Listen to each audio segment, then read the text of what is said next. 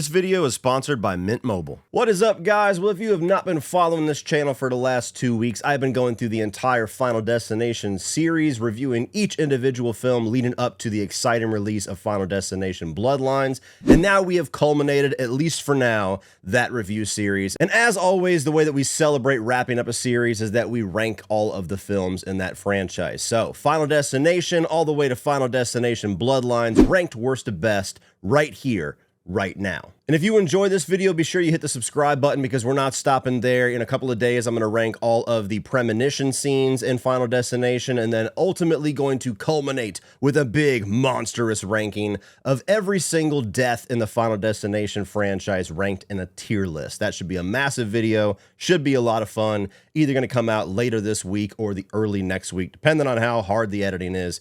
Those videos can be a bitch, but they're fun. And one of the things that's interesting about Final Destination that I've kind of rediscovered after watching these films, some of them for the first time in years, is that this is one of the most consistent franchises in the horror genre. Save for one film that most of us agree is easily the worst of this entire franchise, the rest of them are all pretty damn close to me. So I really could understand any form of this ranking. There's not really any configuration aside from the worst film that I would get a whole lot of argument out of or that I would not understand. So let me know all of your rankings down below. I'm sure there's going to be a huge variation of answers.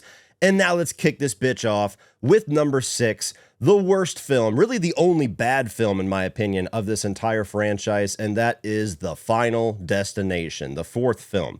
This thing is a piece of shit. I saw this in theaters back in 2009 whenever it first came out, and the 3D thing was not a trend that I ever appreciated, so I kind of took that as a really bad omen in and of itself, that this film was probably on death's list, and then you add in the whole fact that they try to do that the final as if this is actually going to be the last one. They always do that shit to try to make people inflate the box office, and then because they got inflated box office, they inevitably make another one. So that was another thing that was like the kiss of death for this movie.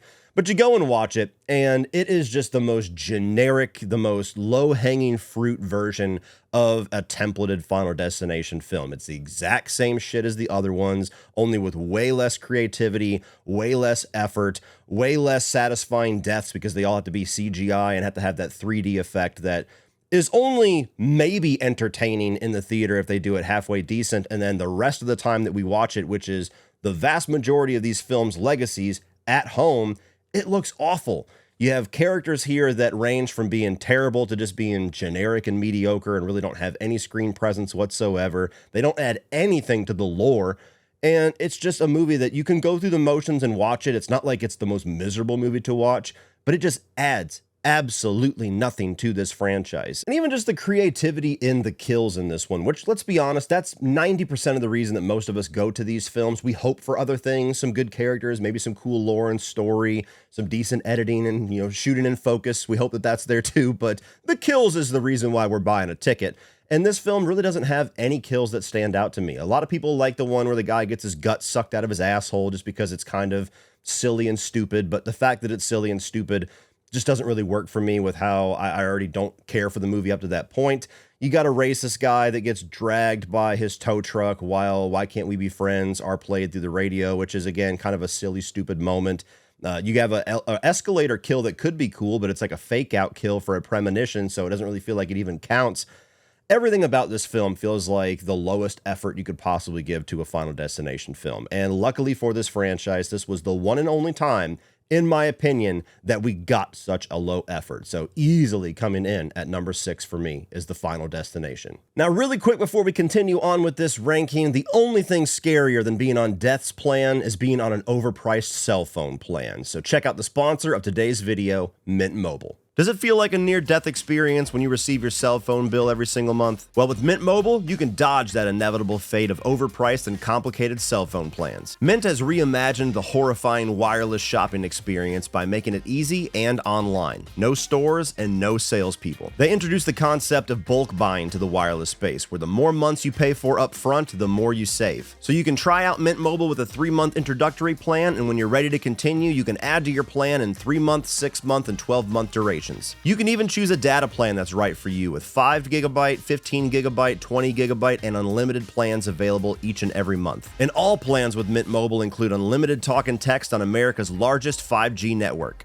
And let's be honest, where most people hesitate with switching carriers is because they assume it's going to be a stressful and complicated process. Well, with Mint, you can sign up and activate within minutes in the comfort of your own home with eSIM. And you can either shop all the latest phones with Mint, or you can bring your own unlocked phone to activate, and you can even keep all of your contacts and your current phone number. And if for whatever reason you're not happy with Mint, they have a 7-day unconditional money-back guarantee. So if you're ready to escape your grim fate with your current wireless provider, you can join Mint Mobile at the link in the video description, and all new customers can get a premium wireless plan that starts at $15 a month. Thank you so much to Mint Mobile for sponsoring today's video. Coming in at number 5 is the one that I think might get me in the most trouble in the comment section, because this, surprisingly to me, seems to be the overwhelming fan favorite, and that is Final Destination 3. Now, I need to say this clearly.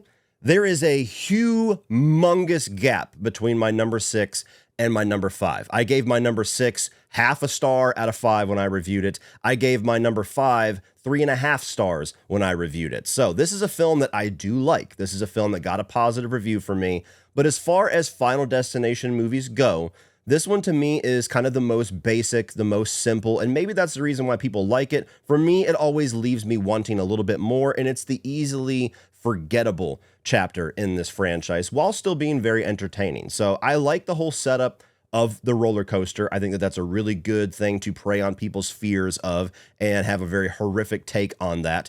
The fact that it's overly CGI'd takes away from a little bit of the impact of the opening premonition for me, but I do still like it. It's just that kind of early 2000s rubbery type of CGI. They haven't quite figured it out yet, and certainly didn't figure it out by the Final Destination. So take a few points off for that. Take a few points off for the fact that I don't think the ending is the strongest, which is something that I could say for all but one of these films. But other than those couple of flaws, what you go to a Final Destination film for is the kills. And I think that overall, this film does have some solid kills. It has one of my favorites in the tanning bed kill. I think that the nail gun kill is also one of my favorites.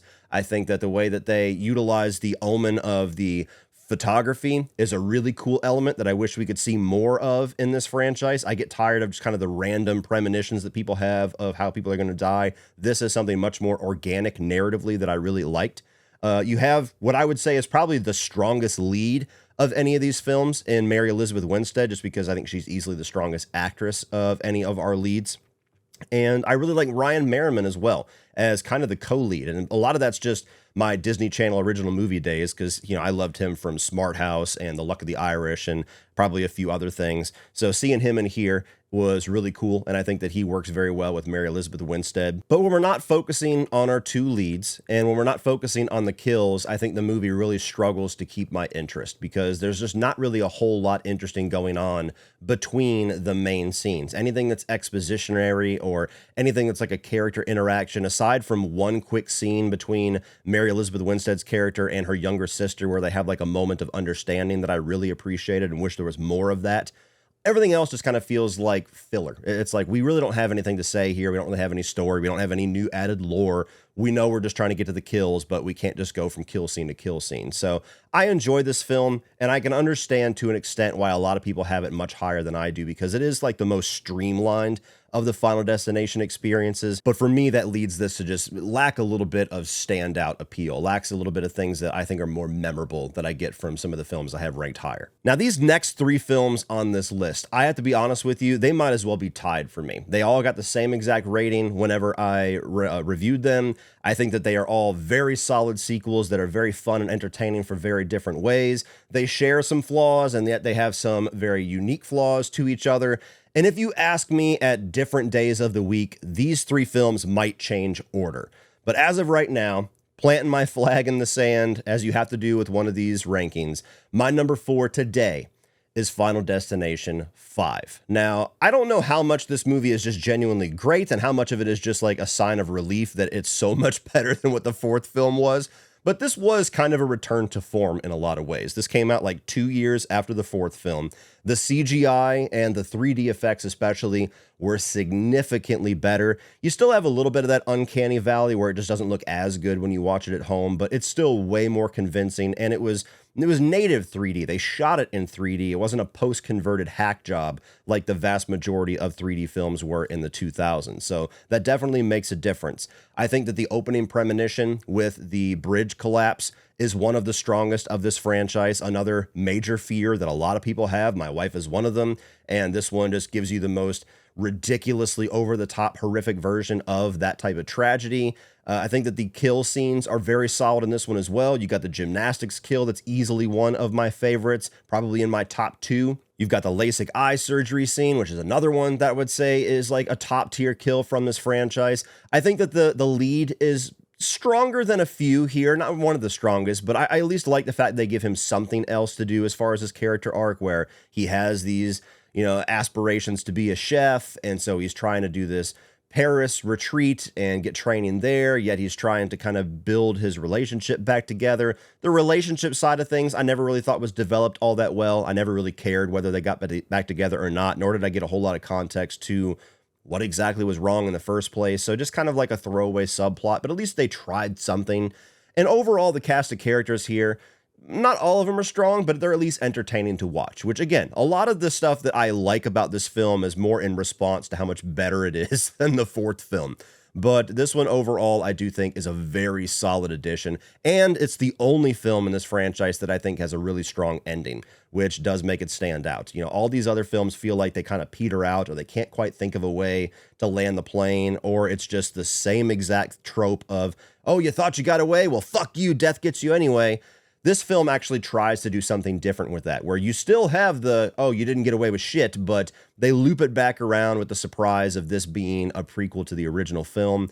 And while there's some silliness to that, where, you have two characters that spent the entire film dodging death and figuring out death's rules and omens, and then they're on a plane and they see two people freaking out, and one guy's saying the plane's going to blow up, and they're just like, huh, that's peculiar. You forgive that logic bullshit aside, it's a fun ending, and it's the only movie in this franchise where I think it ends on a strong note. So there's something to be said about that. Coming in at number 4, Final Destination 5. Coming in at number 3 for me was the film that I would have said easily was my favorite Final Destination film for years, over a couple decades, really. This was a film that I saw in theaters, loved it, and it was forever and always my favorite of this franchise.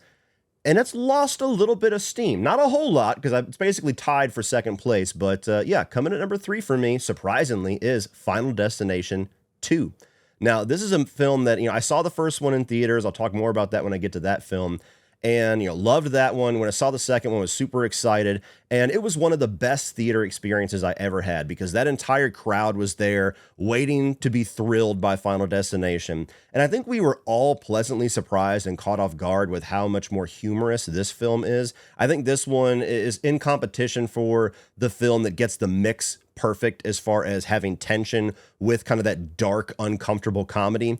So this one was just an absolute thrill ride. It's got some of the strongest kills in the entire franchise. I love where the goofy kid who gets treated like he's about 8 years old gets crushed by the glass. That entire scene, all the lead up to it's a lot of fun. I love the man with hooks omen, and then the payoff kill with the elevator. I think that the opening premonition of this film is in competition for greatest of this entire franchise. And I think that without question, it's the most iconic sequence of all 6 of these films. Because no matter what other things that they kind of prey on our fears for, flying, roller coasters, bridge collapses, NASCAR games, I don't know who the fuck was scared of that one, but the driving behind a log truck, that is something that every single person who is my age or older who saw this movie back in 2002 is like, yeah, fuck that. I am not driving behind that log truck. And we got all of those bitches down here in the South. So you cannot drive down the street without passing one of them.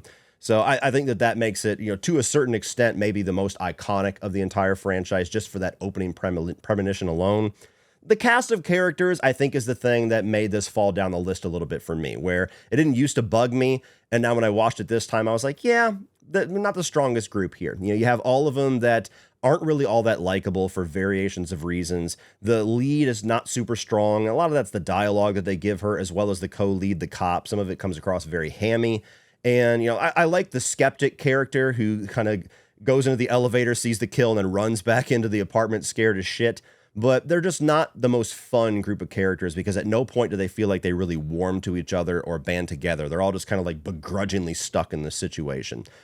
So that, as well as I've always hated the whole new life twist where you have the whole movie they're planning on saving this pregnant woman because they think if she gives birth to a baby that was never supposed to exist, that's going to break death's design.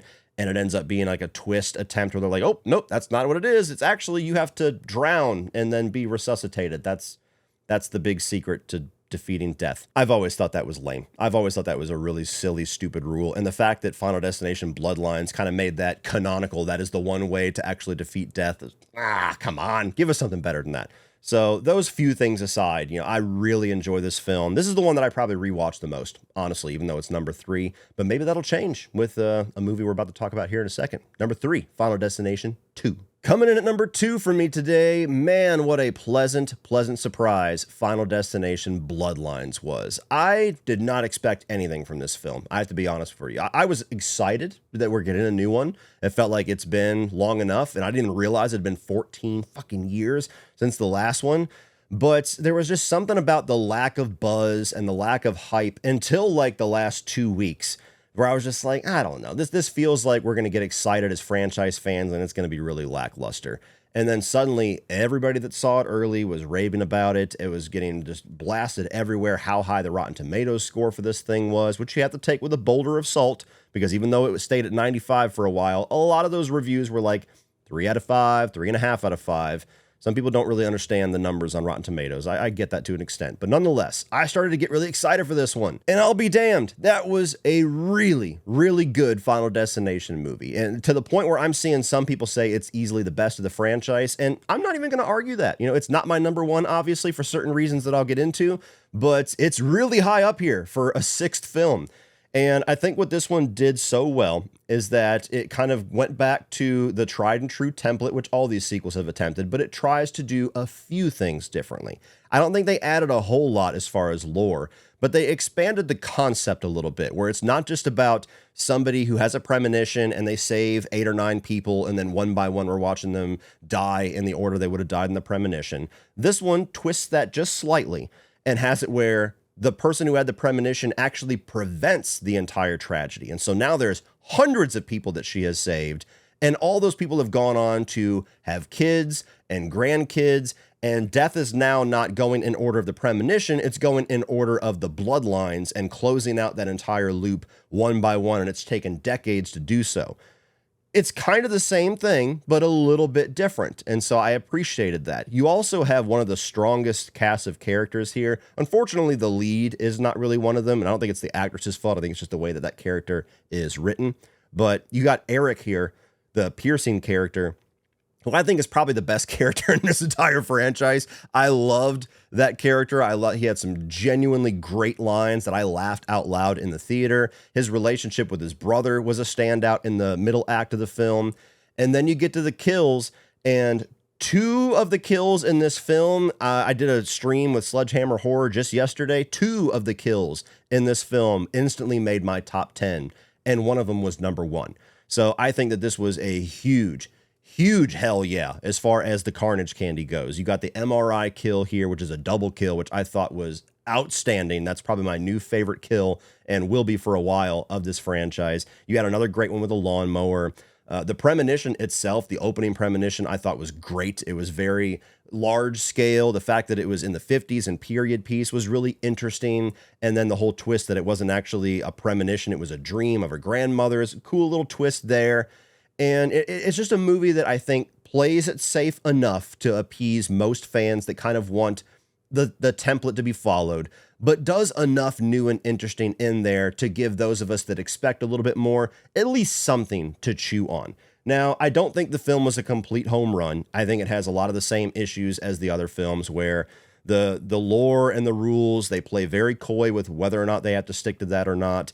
There's a few things in here as far as dialogue that felt a little bit hammy at times. The ending, the last 10-15 minutes, I thought was easily the weakest part of the whole film. So that's a big bummer that yet again, you get a Final Destination film that feels like it just peters out in the 3rd act. And, there's a lot of CGI blood here too, which at this point, I kind of expect that. After Final Destination 3, that's kind of a a thing that I expect from a Final Destination film, and some people have had much more issue with it than I have, but it's definitely there. So if you're somebody who gets really aggravated when you see CGI gore, this film might not do a whole lot for you, but if you just kind of expect it and you roll with it, and for me, tonally, what the film is doing, CGI kind of works into that a little bit, it's a lot of fun. So Final Destination Bloodlines, solid as fuck, huge surprise, inevitably probably going to be on one of my most surprising lists by the end of the year, and I can understand why a number of people would have that at number 1, but for me, comes in at number 2. But number 1 for me is, and probably always will be, the original Final Destination, and I will be 100% transparent, this is purely a nostalgia pick. This film was huge whenever I was a kid. You know, I was like 9 years old when I saw this in the theaters. It blew me away. It was one of the coolest things that I had seen done in the horror genre in a long time, to like have a version of a slasher film without a masked killer. It's just this ominous presence of death. I loved the cast. I still think it's one of the strongest casts of the entire franchise. I was always a huge Devon Sawa fan as a kid, so that was a huge plus as well. And even though the deaths have certainly gotten more extravagant, and a number of them have looked a lot better and become a lot more grand scale in some of the sequels, something about the simplicity of this first film is still very appealing to me, because it was the one that kind of carved the path for all the others. It was the one that was very fresh with its concept, and it was so cool and unique, and just felt like a huge shot in the arm for the slasher genre or the horror genre as a whole. And I think that this one has the most serious tone of all of them, which, even though I appreciate and I can really enjoy the more comedic tones of the sequels, especially my number 2 and my number 3, I do kind of miss when these films took themselves a little bit more seriously and was a little bit more about the thrills and the tension. And this is the only one that I feel like never really devolved into being kind of comedic or being like leaning into almost parody to a certain degree. So there's some nostalgia factor for that as well. And I think that it's just an interesting ride where you get this cool concept about a kid that has a premonition of this accident, and he inadvertently saves a bunch of people, and then death comes back for him. And the whole ride you go on here, where they're learning about the rules and how death works and how you can intervene, and it skips you and goes to, like, it's so convoluted if it was done poorly, and yet it's just so easily digestible and fun in the way that this film did it.